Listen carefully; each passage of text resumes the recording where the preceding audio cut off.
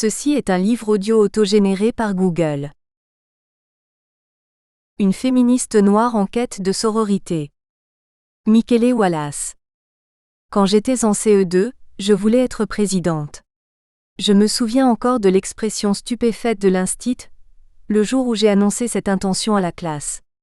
En CM1, j'ai décidé que je serais plutôt la femme du président. L'idée qu'étant noire, je ne pourrais être ni l'un ni l'autre ne me traversa pas l'esprit. Comme beaucoup d'enfants de la classe moyenne noire, j'étais une petite fille rêveuse, persuadée que la haine était une émotion sans importance qui disparaîtrait avant de m'atteindre.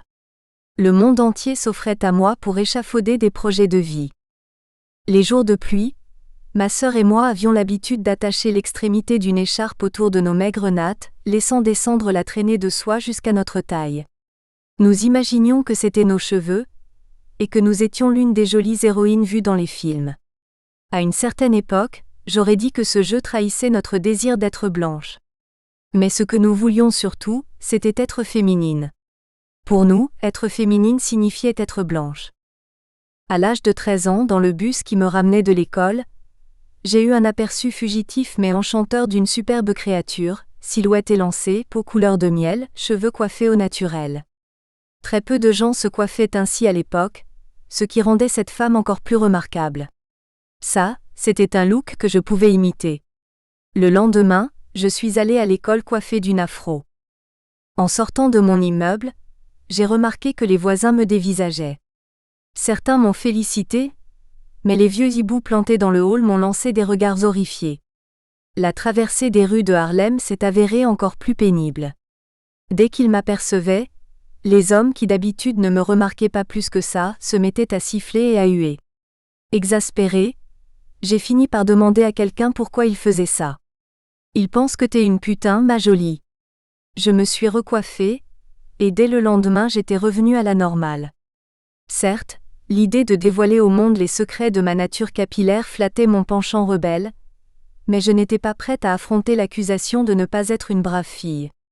Je me voyais déjà au poste de police en train d'essayer d'expliquer comment j'avais été violée. « Allons ma petite. Tu as l'air de très bien savoir où tu vas », disait en ricanant un policier imaginaire. En 1968, j'avais 16 ans et on commençait à parler de conscience noire. J'ai recommencé à me coiffer au naturel. Cette fois-ci, j'ai ignoré mes aînés.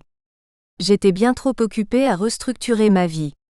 Il s'agissait de revendiquer l'identité noire, ce qui, pensais-je, allait me permettre d'être enfin moi-même.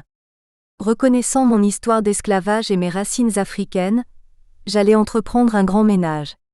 J'ai donc bazardé toutes mes anciennes valeurs, acquises depuis le « je joue à tenir la maison » de la maternelle jusqu'au conseil beauté du magazine Glamour. Adieu le maquillage, les hauts talons, les bas, les jarretières et les gaines. J'ai commencé à porter des t-shirts et des salopettes, des robes amples coupées dans des tissus africains et des sandales. J'ai laissé tomber la vieille devise « Tiens-toi comme une brave fille de couleur bien élevée et tu te trouveras un brave docteur de couleur à épouser », parce que j'y voyais une relique de mon ancien moi blanchi. Maintenant que j'y voyais clair, je pouvais enfin envisager de redevenir quelqu'un et non quelque chose. J'avais peu de chances d'atteindre la présidence, mais pourquoi pas devenir écrivain? Je n'osais même pas le dire à voix haute. Ma vie m'appartenait à nouveau. J'étais reconnaissante à Malcolm et le roi. N'était-ce pas leur prescription que j'étais en train de suivre? Il m'a fallu 3 ans pour comprendre que Stokely était sérieux quand il disait que ma position dans le mouvement était couchée. 3 ans pour réaliser que je n'étais pas incluse dans les innombrables discours invoquant l'homme noir. J'ai appris. J'ai commencé à aller à des rassemblements noirs, à participer à des conférences, des meetings, des fêtes. J'ai discuté du thème de la noirceur avec certains des plus inspirés de mes frères, et assemblant petit à petit les différents morceaux de l'idéal qu'on m'encourageait à atteindre, j'ai découvert que mes nouvelles libertés m'étaient arrachées, l'une après l'autre. Non, je ne devais pas me maquiller, mais oui, je devais porter des jupes longues qui m'empêchaient quasiment de marcher. Non, je ne devais pas aller au salon de beauté, mais oui, je devais passer des heures à discipliner mes cheveux. Non, je ne devais pas flirter avec les hommes blancs et avaler leurs conneries, mais oui, je devais coucher avec les hommes noirs et avaler leurs conneries sans broncher. Non, Je ne devais pas regarder la télévision ni lire Vogue ou le Ladies' Home Journal, mais oui, je devais la fermer. Et bien sûr, il faudrait continuer à repasser, coudre, cuisiner et faire des enfants. Âgée d'à peine 16 ans, je me suis dit que je manquais d'informations au sujet des rapports entre hommes et femmes noires. J'ai cherché à combler mes lacunes par des lectures, Soul on Ice, Native Son, Black Rage, et en rejoignant le National Black Theatre. Au cours d'un atelier de prise de conscience, j'appris que les femmes noires, moi comprise, s'étaient conduites de manière odieuse pour tenter de détruire la masculinité de l'homme noir. On m'expliqua que nous l'avions castré, travaillant quand il ne travaillait pas, gagnant de l'argent quand il n'en gagnait pas, passant nos nuits et nos jours à l'église pour prier un blanc débile nommé Jésus pendant que l'homme noir sombrait dans l'alcoolisme, la drogue et d'autres formes de désespoir, expliqua que nous avions toujours été trop bruyantes et dominatrices, pas assez réservées. Nous avions beaucoup de choses à nous faire pardonner. Il fallait accepter humblement notre propre humiliation, parler d'une voix douce, l'idéal était que nos voix ne se fassent plus entendre du tout, être belle, aller savoir ce qu'on entendait par là, être soumise, un mot qui revenait sans cesse dans les poèmes et les chansons comme un objectif à atteindre que je recevais en pleine tronche. Il se trouve qu'à la même époque, l'un des frères du théâtre travaillait parallèlement dans l'école où enseignait ma mère. Un jour, elle lui a demandé ce qui lui plaisait au théâtre. Ne sachant pas que j'étais sa fille, il a répondu sans hésitation qu'on pouvait se taper toutes les nanas qu'on voulait. Le NBT était une véritable institution dans le mouvement culturel noir. On y passait beaucoup de temps à rechercher le divin, présent en chacun de nous, essayant d'atteindre ce qui se trouvait au-delà de la chair et du blanchiment. Et au bout du compte, tout ça pour que ce frère puisse se taper toutes les nanas qu'il voulait. Si c'était là sa révolution, quelle était la mienne ? J'ai recommencé à être obsédée par mon apparence et à appréhender la pluie, le cauchemar de la femme noire, de peur que mon énorme afro ne se ratatine au sommet de ma tête. Malgré les éloges à la noirceur, les hommes noirs n'appréciaient toujours pas les femmes aux cheveux courts. Au moins, mon âge jouait en ma faveur. Passé un certain âge, les femmes noires sont trop dures, me disaient les frères en me jaugeant de la tête aux pieds. Le message du mouvement noir était que j'étais sous surveillance, que je devais faire mes preuves en tant que femme noire. Au moindre signe d'agressivité, d'intelligence ou d'indépendance, on me refuserait jusqu'au seul rôle qui m'était encore accessible, être la femme de mon homme, la gardienne du foyer, des enfants et des diffuseurs d'encens. J'ai commencé à avoir peur de faire des gaffes, tétanisée par la menace que brandissaient les hommes noirs, celle d'être abandonnée, de me retrouver seule. Comme n'importe quelle femme normale, je me suis frénétiquement accrochée à ma condition d'esclave. Après tout, je connaissais les histoires épouvantables qu'on racontait au sujet de ces noirs instruites qui avaient dû épouser des moins que rien, et qui se faisaient botter le derrière tous les soirs. J'avais d'abord pensé que le mouvement noir m'offrirait bien mieux. En 1968, j'avais voulu devenir un être humain intelligent. J'avais voulu être sérieuse et cultivée pour la première fois de ma vie. J'avais voulu écrire et peut-être comme Stokely Baldwin et Imamu Baraka, plus tard le roi Jones, avoir une chance de changer le monde, c'est ainsi que je définissais le refus d'être blanche. Mais en 1969, la seule chose que je voulais c'était un homme. Cette même année, j'ai choisi d'aller à Howard University parce que tout le monde y était noir. J'imaginais une utopie super noire, où pour la première fois de ma vie, je serais complètement entourée de gens qui me comprendraient totalement. Le problème de New York, pensais-je, c'est qu'il y avait trop de blancs. Avec mes 15 kilos en trop, mon afro ultra branché, on laisse sécher ses cheveux sans les peigner, et ma peau d'un noir bleuté par un été passé au soleil, je n'ai pas vraiment été accueillie à bras ouverts par les étudiants de Howard. Ceux-là même qui se retrouveraient plus tard dans les cocktails très comme il faut du NAACP. Finalement, à défaut de trouver le bonheur, j'ai trouvé un lieu de révélation en me joignant à d'autres marginales qui se réunissaient dans le bâtiment des filles les vendredis et samedis soirs. Toutes très noires de peau et coiffées d'afros trop crépus, ces paumées choisissaient de ne pas sortir et de regarder la télévision ou d'écouter des disques, plutôt que d'essayer de battre le record des baises sans lendemain et d'être obligées de rentrer en courant chez leurs parents avec une réputation de filles de rien. Elles venaient à Howard pour se marier.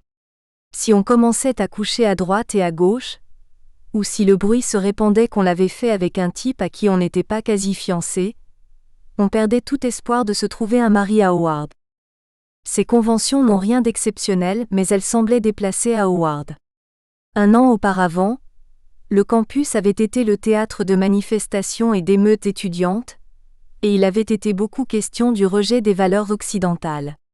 À la lumière de cette rhétorique révolutionnaire, l'archaïsme de la morale victorienne semblait étrangement non noir. Dérouté par mon nouvel environnement, je fis quelque chose que je n'avais jamais fait auparavant. Je passais l'essentiel de mon temps avec des femmes, déclinant la plupart des invitations à sortir, plus nombreuses au fur et à mesure que je perdais mes kilos en trop, pour éviter l'humiliation ou pire l'ennui. La plupart des autres filles venaient de petites villes du Sud ou du Midwest.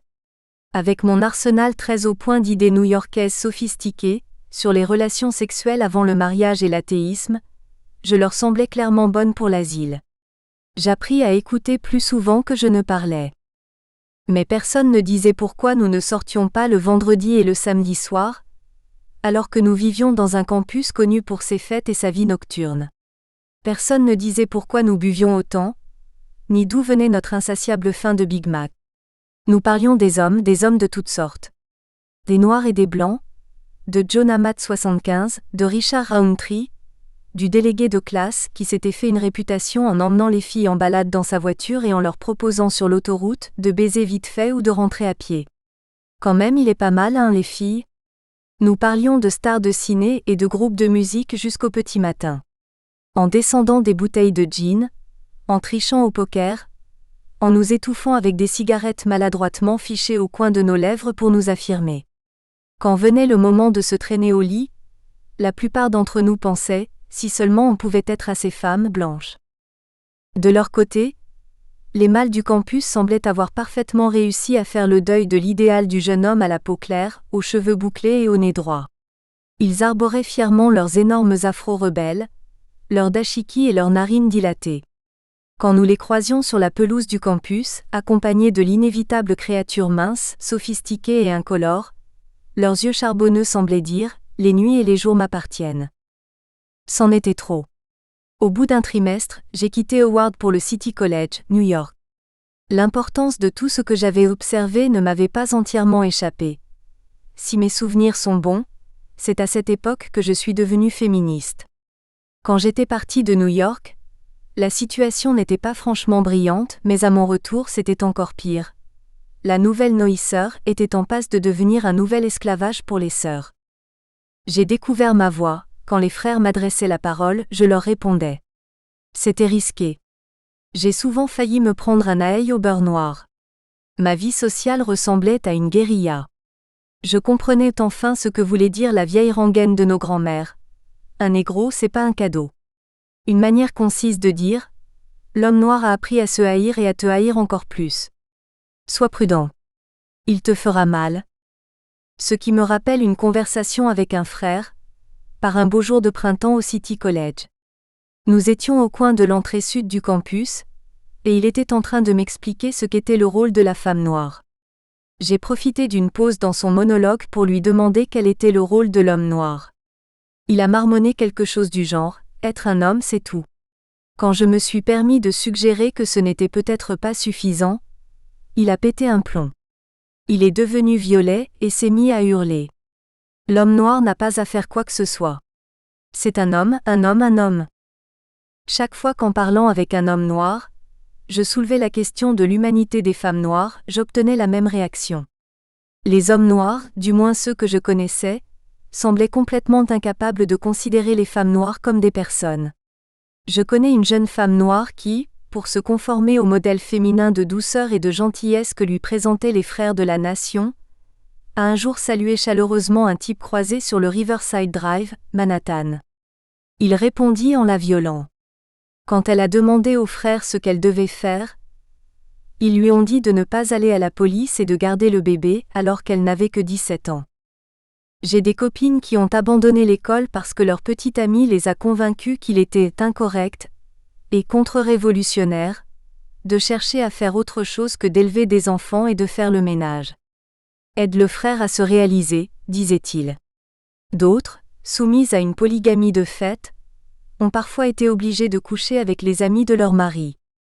Ce devoir m'a été expliqué un jour par un prêtre du New York Yoruban Temple. Si ton frère doit aller se soulager et qu'il n'y a pas de toilette dans sa maison, ne le laisserais-tu pas utiliser tes toilettes? M'a-t-il demandé. À la place de toilette, lisez Femme noire. Les sœurs préféraient la boucler et refusaient de voir la réalité, pourtant de plus en plus difficile à ignorer. Beaucoup de frères partageaient leur temps entre une sœur du quartier et une blanche du centre-ville, celle-là même qu'ils prétendaient haïr ardemment. Les plus décomplexés en parlaient avec franchise. La femme blanche me laisse être un homme. L'argument le plus répandu parmi les femmes noires pour justifier leur refus de devenir féministes était leur haine des femmes blanches. Elles le répétaient souvent devant des hommes noirs qui ne manquaient pas de les approuver. Évidemment, il était dans l'intérêt du frère de maintenir la séparation entre noirs et blanches. Les femmes ne peuvent s'empêcher de jacasser. J'ai fini par comprendre que le noir pétri de haine pour les blancs trouvait la femme blanche irrésistible parce qu'elle n'était pas pour lui un être humain, mais une possession, le modèle de luxe des femmes, produit qu'il voyait à la télévision. Je sais que l'homme blanc a fait de la femme blanche le symbole de la liberté et de la femme noire le symbole de l'esclavage. Solon Nice, Eldridge Cleaver. Quand je suis devenue féministe, mes amis noirs furent désolés pour moi. C'est un truc blanc, m'ont-elles averti. Elle me faisait rire. Certes, pensais-je, il y a quelques petits problèmes, les blanches ne comprennent pas tout, mais ces difficultés ne sont pas insurmontables. Dans Ebony, encore et même dans le New York Times, plusieurs auteurs noirs incitaient les femmes noires à se méfier des sourires des féministes blanches. Si les féministes blanches recherchent le soutien des noirs, prévenaient-ils, c'est uniquement pour renforcer un mouvement de classe moyenne en manque de crédibilité. Le temps a montré qu'il y avait dans ces jugements plus de clairvoyance que ne l'indiquait leur tonalité hystérique. Aujourd'hui, quand les féministes blanches pensent aux femmes noires, c'est trop souvent comme à des masses indifférenciées de mères au chômage et de victimes de viols bonnes à gonfler les statistiques sur la misérable condition féminine. La féministe noire que j'étais connut un moment difficile, lorsqu'elle réalisa que les féministes blanches considéraient plus souvent les hommes noirs comme des victimes sympathiques que comme des hommes. Je ne m'oppose pas à ce qu'on dise que les hommes blancs ont été les pires agresseurs, mais je vois mal en quoi cela aide les femmes noires à changer leur vie quotidienne. Face à un homme blanc, les femmes blanches ne vont pas vérifier son compte bancaire ou son portefeuille d'actions avant de l'accuser d'être sexiste. Elles l'affrontent, qu'il soit salarié ou chômeur, et elles se fichent de savoir s'il fait partie d'un groupe de prise de conscience masculine. Mais dès qu'il s'agit des hommes noirs, c'est pas touche. Une de mes amies noires a un jour été virée par une agence de presse noire parce qu'elle était enceinte. Quand elle a proposé d'écrire un article à ce sujet pour MS, sa proposition a été rejetée par la rédaction dans les termes suivants : « Nous avons une politique particulière en ce qui concerne l'homme noir. » J'ai cru pendant un temps que ce genre d'attitude caractérisait la position féministe conservatrice. Jusqu'au jour où j'ai surpris une féministe radicale reconnue en train d'expliquer pourquoi elle ne sortait qu'avec des hommes noirs ou non blancs. Ils sont une moindre menace pour les femmes, ils nous oppriment moins. Être une femme noire, c'est passer par de nombreux accès de rage impuissante, épuisante. Cela m'est arrivé récemment, alors que j'assistais à un groupe de discussion réuni pour une conférence de femmes artistes. L'une des intervenantes, directrice de musée, féministe et blanche, était venue accompagnée d'un jeune homme noir portant un sweatshirt, des Proquettes 77 et un bout de tissu noué autour d'une afro spectaculaire comme on n'en fait plus. Interrogée sur son engagement pour les femmes artistes noires, elle répondit : « Eh bien, que falitez-vous des artistes portoricaines et des mexicaines et des indiennes ?» Sans préciser qu'elle n'exposait pas les femmes hispaniques plus souvent que les femmes noires. Quant aux indiennes, inutile de vous faire un dessin. Autrement dit, très rarement, alors que son musée se trouve dans un quartier majoritairement peuplé de Noirs et de Portoricains. Pourtant cette femme n'avait manifestement aucun état d'âme, car la preuve vivante de son ouverture d'esprit et de ses bonnes intentions se tenait au premier rang, en la personne de ce grand noir à l'air intransigeant et au look militant. Au printemps 1973, l'écrivaine noire féministe Doris Wright a organisé une réunion sur le thème « Les femmes noires et leur relation au mouvement des femmes ». Cela a abouti à la création de la National Black Feminist Organization, que j'ai accueillie avec enthousiasme.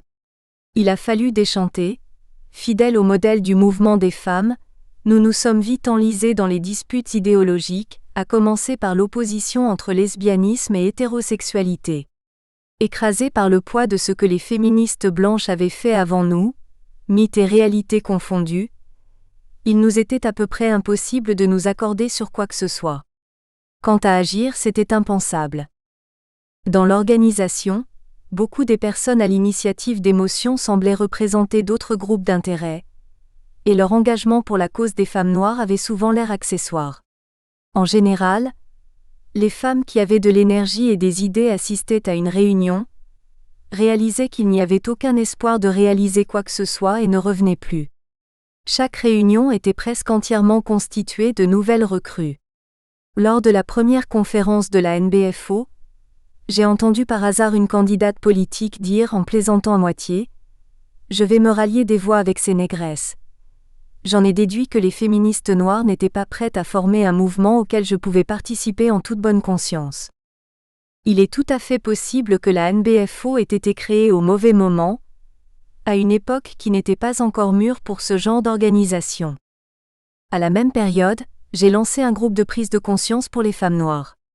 Au cours d'une séance, une de mes amies, qui était la participante la plus proche de l'idée que je me faisais d'une féministe, a déclaré « Je plains celle qui essaierait de me prendre mon mari parce qu'elle se retrouverait avec un homme qui aurait une pension alimentaire sur le dos, plus la garde des enfants, alors qu'elle n'était pas mariée à l'homme en question. » Cela m'a vraiment atteinte. Cette femme qui avait revendiqué, du moins devant moi, le droit de porter un enfant sans être mariée, était maintenant en train d'essayer de faire croire à un groupe de femmes noires majoritairement célibataires et très inquiètes à l'idée de le rester que, contrairement à elle, elle était mariée. D'ailleurs, l'une des premières à quitter le groupe, une femme qui venait de décrocher un diplôme à Sarah Lawrence, a justifié son départ en disant « Je veux me retrouver en situation de rencontrer plus d'hommes. » Le groupe a fini par se disloquer. Nous n'avions pas de force à partager entre nous. Est-ce vraiment possible ? En tout cas, c'est comme ça que les choses apparaissaient à l'époque. Et peut-être que la situation de la NBFO était la même, à plus grande échelle. Malgré le nombre important de féministes noires qui ont contribué à diriger le mouvement des femmes, il n'y a toujours pas de mouvement des femmes noires, et il semble qu'il n'y en aura pas de sitôt. Après tout, peut-être que le niveau de conscience que les femmes noires devraient atteindre pour s'engager dans une démarche féministe ne conduirait pas à créer un mouvement séparatiste, même si nos problèmes sont très particuliers. Peut-être que l'avenir est à un mouvement de femmes multiculturelles. Mais pour l'instant, les féministes noires ne semblent pas avoir d'autre choix que d'exister individuellement. Certaines sont connues comme Eleanor Holmes Norton, Florence Kennedy, Faith Ringgold, Shirley Chisholm, Alice Walker et d'autres sont inconnues comme moi. Nous existons en tant que femmes, femmes noires, femmes féministes. Pour l'instant, chacune d'entre nous est bloquée. Chacune travaille de façon indépendante parce qu'il n'y a pas encore dans cette société d'environnement un tant soit peu propice à notre combat. Parce que nous sommes tout en bas et qu'il nous faudrait faire ce que personne d'autre n'a fait avant nous. Il faudrait nous battre contre le monde entier.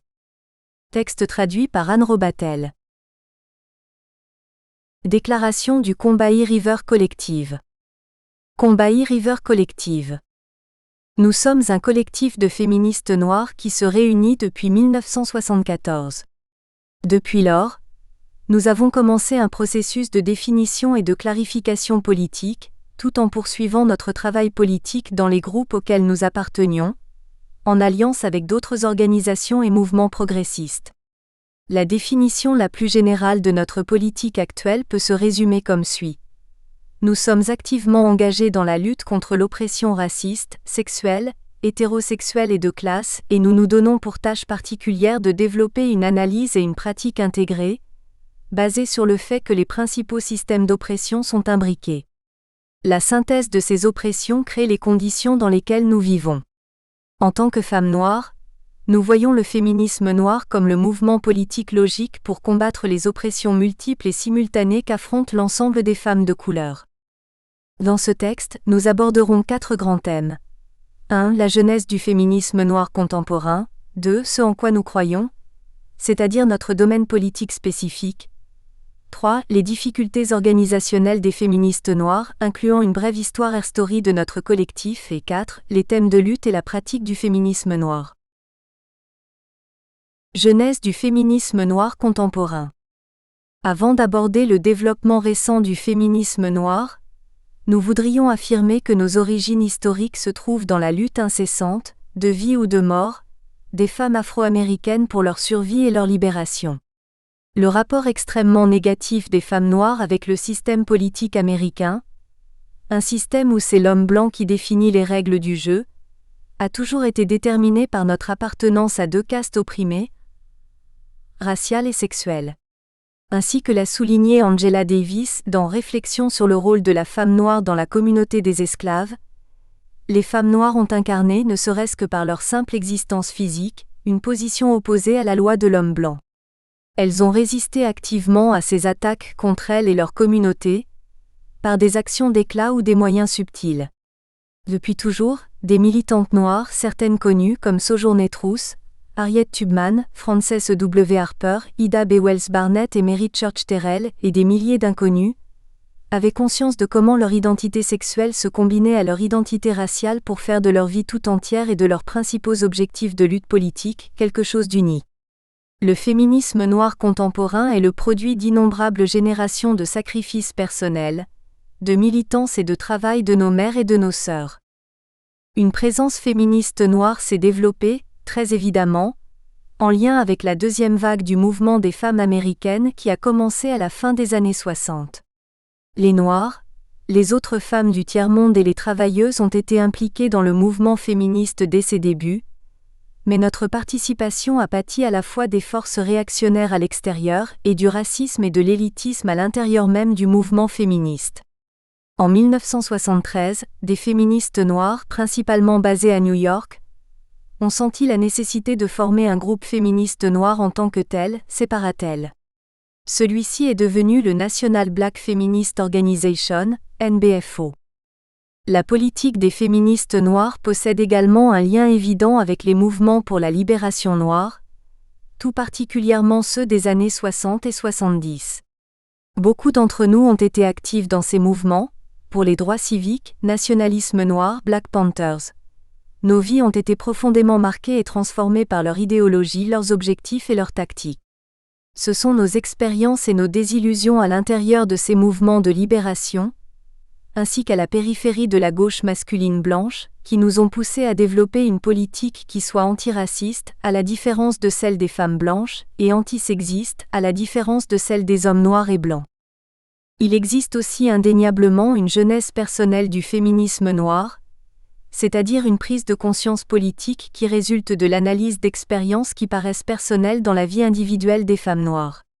Toutes les féministes noires, et bien d'autres femmes noires ne se définissant pas comme féministes, ont vécu l'oppression sexuelle comme une constante dans leur vie quotidienne. Enfants, nous avons réalisé que nous étions différentes des garçons et qu'on nous traitait différemment. Par exemple, on nous disait dans un seul souffle de rester tranquille, à la fois pour parvenir à être de vraies dames et pour nous rendre moins critiquables aux yeux des Blancs et, en grandissant, nous prîmes conscience de la menace d'abus physiques et sexuels de la part des hommes. Cependant, nous n'avions aucun moyen de conceptualiser ce qui était si visible pour nous, ce que nous savions se produire réellement. Les féministes noires disent souvent qu'elles avaient le sentiment d'être folles, avant d'avoir pris conscience de concepts comme ceux de politique sexuelle, de loi patriarcale et surtout de féminisme.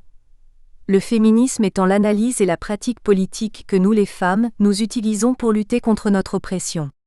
L'ampleur des effets de la politique raciale, en réalité du racisme, dans nos vies empêchait et empêche toujours de nombreuses femmes noires de développer une conscience partagée et croissante de notre propre expérience, qui nous permettent de construire une politique qui change nos vies et mette réellement fin à notre oppression. Notre histoire doit aussi être rapportée à la position économique et politique des Noirs.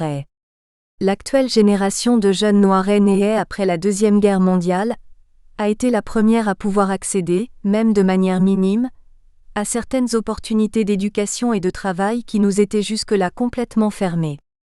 Bien que notre position économique soit toujours au plus bas du système capitaliste américain, des politiques de concession de pure forme dans le système scolaire et le monde du travail ont permis à une poignée d'entre nous d'obtenir certains outils qui nous rendent potentiellement capables de combattre notre oppression plus efficacement. Initialement, C'est une position combinant l'antiracisme et l'antisexisme qui nous a rassemblés. Puis au fur et à mesure de notre développement politique, nous nous sommes attaqués à l'hétérosexisme et à l'oppression économique capitaliste. Nos convictions. Par-dessus tout, notre politique a surgi initialement de la croyance partagée que les femmes noires ont une valeur intrinsèque, que notre libération est une nécessité, non comme accessoire de celle de quelqu'un d'autre mais à cause de notre propre besoin d'autonomie comme personnes humaines. Cela peut paraître évident, simpliste et pourtant, manifestement, aucun autre mouvement ostensiblement progressiste n'a jamais considéré notre oppression spécifique comme une priorité, ni n'a travaillé sérieusement à y mettre fin. Nommer tout simplement les stéréotypes attachés aux femmes noires, par exemple nounou des blancs et matriarche, saphir, pute ou gouine camionneuse, sans même parler du traitement cruel, souvent meurtrier, qui nous est réservé, montre le peu de valeur accordée à nos vies pendant 4 siècles d'esclavage dans l'hémisphère occidental. Nous nous rendons compte que les seules personnes qui s'intéressent suffisamment à nous pour travailler de manière consistante pour notre libération, c'est nous-mêmes. Notre politique naît d'un saint amour pour nous-mêmes, nos sœurs et notre communauté, qui nous permet de continuer notre lutte et notre travail. C'est dans le concept de politique de l'identité que s'incarne notre décision de nous concentrer sur notre propre oppression. La politique la plus profonde et potentiellement la plus radicale émane directement de notre propre identité, et non pas de lutte pour en finir avec l'oppression d'autres personnes. Dans le cas des femmes noires, il s'agit d'un concept répugnant, dangereux, menaçant et donc révolutionnaire, car au vu de l'ensemble des mouvements politiques qui nous ont précédés, il est évident que n'importe qui mérite davantage sa libération que nous. Nous rejetons les piédestaux et nous ne voulons ni le titre de reine, ni marcher 10 pieds en arrière.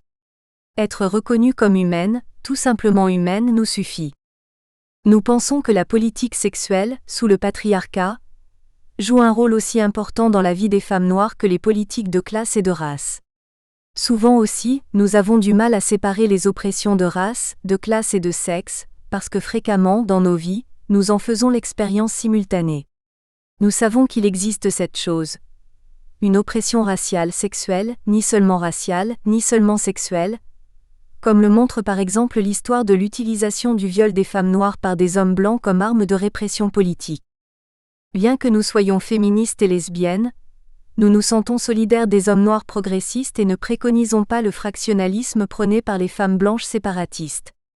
Notre situation comme personnes noires rend nécessaire la solidarité autour du fait racial, une solidarité bien sûr inutile pour les femmes blanches envers les hommes blancs, à moins qu'il ne s'agisse d'une solidarité négative entre oppresseurs raciaux. Nous luttons au coude à coude avec les hommes noirs contre le racisme, tout en luttant aussi avec eux contre le sexisme. Nous avons conscience que la libération de tous les opprimés requiert la destruction des systèmes politico-économiques capitalistes et impérialistes, aussi bien que du patriarcat. Nous sommes socialistes, parce que nous pensons que le travail doit être organisé pour le bénéfice collectif des personnes qui réalisent le travail et créent les produits, et non pas pour le profit des patronnesses. Les ressources matérielles doivent être distribuées également entre les personnes qui créent ces ressources. Pourtant, nous ne sommes pas convaincus qu'une révolution socialiste qui ne soit pas en même temps une révolution féministe et antiraciste garantisse notre libération. Nous avons donc été amenés à développer une compréhension des rapports de classe qui inclut la position de classe spécifique des femmes noires, généralement marginales dans la force de travail, même si temporairement en ce moment historique précis, nous sommes vus comme des alibis doublement désirables dans les métiers de col blanc et les professions intermédiaires. Nous devons articuler la situation de classe réelle de personnes qui, loin d'être des travailleurs sans race ni sexe, voient au contraire leur vie professionnelle et économique significativement déterminée par l'oppression raciale et sexuelle. Même si nous sommes fondamentalement d'accord avec la théorie de Marx concernant les rapports économiques très spécifiques qu'il a étudiés, nous savons qu'il faut poursuivre son analyse pour pouvoir comprendre notre situation économique spécifique comme femmes noires. D'ores et déjà, une des contributions politiques que nous estimons avoir faites est l'extension du principe féministe, le personnel est politique. Dans nos sessions de prise de conscience par exemple, Nous sommes allés au-delà des révélations qu'ont eues les femmes blanches, et de nombreuses façons car nous abordons les implications de la race et de la classe aussi bien que celles du sexe. Même notre manière de femme noire de nous exprimer, de témoigner en langage noir sur notre vécu, possède une résonance à la fois culturelle et politique. Si nous avons consacré beaucoup d'énergie à fouiller la nature culturelle et expérientielle de notre oppression, c'est par nécessité. Jamais, avant, ces questions n'avaient été abordées. Personne avant nous n'avait examiné les nombreuses strates qui font la texture de la vie des femmes noires. Un exemple de ce genre de révélation-conceptualisation vient d'une réunion où nous discutions de la manière dont nos premiers intérêts intellectuels avaient été attaqués par nos pères, en particulier par des hommes noirs. Nous avons découvert que toutes, parce que nous étions intelligentes, nous avions été considérées comme des laidrons, c'est-à-dire des laidrons intelligentes, smart ugly. Cette étiquette cristallisait les conditions dans lesquelles la plupart d'entre nous avons dû développer nos intérêts intellectuels, en payant le prix fort dans nos vies sociales. Les sanctions des communautés noires et blanches contre les femmes noires penseuses sont comparativement bien plus élevées que pour les femmes blanches, en particulier celles des classes moyennes et supérieures. Comme nous l'avons déjà dit, nous rejetons la position du séparatisme lesbien qui n'est ni une analyse, ni une stratégie politique viable pour nous. Il laisse dehors beaucoup trop de personnes, en particulier les hommes, les femmes et les enfants noirs. Nous avons beaucoup de critiques et d'aversion envers ce que les hommes ont été socialisés à être dans cette société, envers ce qu'ils soutiennent, leur manière d'agir et d'opprimer. Mais nous ne nous égarons pas à croire que c'est leur masculinité en soi, c'est-à-dire leur masculinité biologique, qui fait d'eux ce qu'ils sont. En tant que femmes noires, nous estimons que n'importe quel déterminisme biologique constitue une base politique dangereuse et réactionnaire. Nous devons aussi nous demander si le séparatisme lesbien peut constituer une analyse et une stratégie adaptée et progressiste, même pour celles qui le pratiquent, dans la mesure où il dénie complètement toutes les sources de l'oppression des femmes autres que sexuelles, niant par là même les faits de classe et de race. Problème organisationnel des féministes noires. Nos années comme collectif féministe noir ont été émaillées de succès et de défaites, de joie et de peine, de victoires et d'échecs. Nous avons trouvé qu'il est très difficile de nous organiser autour de questions féministes noires, et même d'annoncer dans certains contextes que nous sommes des féministes noires. Nous avons essayé d'analyser les raisons de nos difficultés, d'autant plus que le mouvement des femmes blanches continue à être fort et à se développer dans de nombreuses directions. Dans cette partie, nous présenterons certaines raisons générales de nos difficultés organisationnelles et nous parlerons plus spécifiquement des étapes de l'organisation de notre propre collectif. La principale difficulté de notre travail politique, c'est que nous n'essayons pas seulement de combattre l'oppression sur un front ni même sur deux, mais au contraire que nous devons nous attaquer à un ensemble d'oppressions. Nous n'avons pas de privilèges de race, de sexe, d'hétérosexualité ou de classe sur lesquels nous appuyer, ni le moindre accès aux ressources et au pouvoir qu'ont les groupes qui possèdent n'importe lequel de ces privilèges. Le coût psychologique d'être une femme noire et les difficultés que cela représente pour la prise de conscience et le travail politique ne doivent absolument pas être sous-estimés. Cette société à la fois raciste et sexiste accorde une valeur extrêmement basse au psychisme des femmes noires. Comme l'une des premières membres du groupe dit un jour, nous sommes toutes des personnes qui ont subi un tort du simple fait d'être des femmes noires. Nous avons été dépossédées psychologiquement comme à tous les autres niveaux, et nous sentons la nécessité de lutter pour changer la condition de toutes les femmes noires. Dans Une féministe noire en quête de sororité, Michelle Wallace parvient à la conclusion suivante. Nous existons en tant que femmes, femmes noires, femmes féministes. Pour l'instant, chacune d'entre nous est bloquée, chacune travaille de manière indépendante parce qu'il n'y a pas encore, et de loin dans cette société d'environnement favorable à notre combat, parce que nous sommes tout en bas et qu'il nous faudrait faire ce que personne d'autre n'a fait, nous battre contre le monde entier. 83. Wallace est pessimiste mais réaliste dans son évaluation de la position féministe noire, en particulier dans son allusion à l'isolement presque classique que la plupart d'entre nous connaissent. Pourtant, nous pourrions utiliser notre... Nous espérons que vous avez apprécié cet aperçu. Pour continuer à écouter ce livre audio sur Google Play Livres, utilisez le lien dans la description de la vidéo.